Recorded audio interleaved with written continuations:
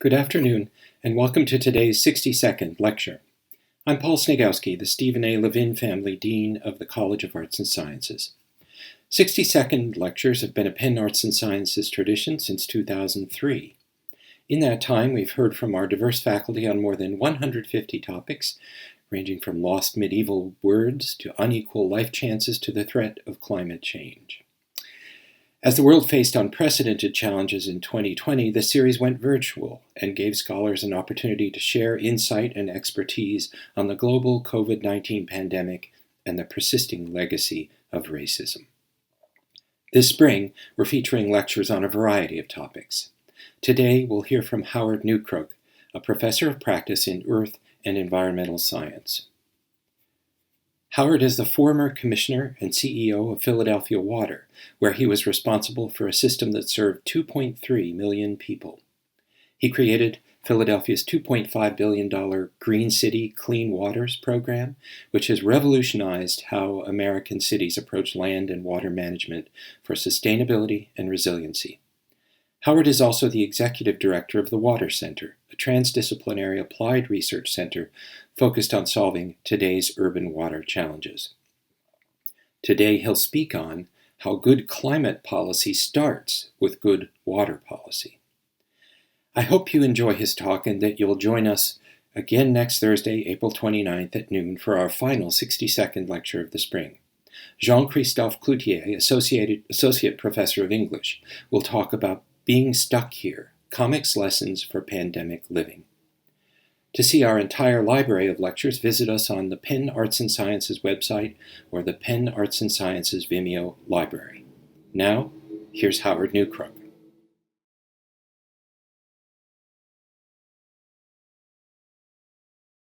Happy Earth Day, everyone. My 60-second Earth Day message is, if you want good climate policy, start with good water policy. The reason I say this is because climate and water are a matching set. You cannot have one without the other. And the relationship of climate to water are so complex that it will take a concerted effort over many, many years to fully resolve. Damage to life and property is occurring more and more frequently, and that trend will only intensify in coming years. FEMA and other federal agencies, insurance companies, are all doing a reasonable job replacing lost or damaged infrastructure, but their focus has been on rebuilding what was lost and not rethinking how and where to rebuild. By planning, designing, and building new, innovative infrastructure systems which are resilient and sustainable with the new weather patterns, we can begin to improve our land's long-term relationship with water.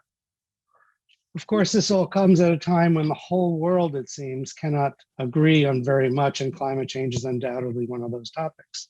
In a 2018 study by my colleague Manny Teodoro of University of Wisconsin at Madison, Republicans, independents, and Democrats were all asked, how concerned are you about climate change?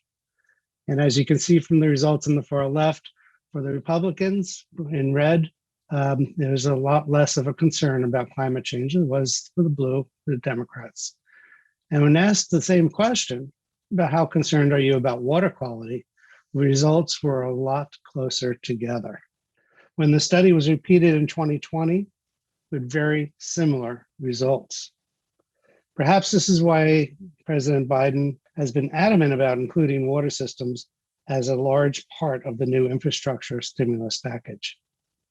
And what does it all mean? This is well saying that if we care about the planet, maybe we should talk a little less about CO2 and mitigation and a little bit more about H2O and adaptation.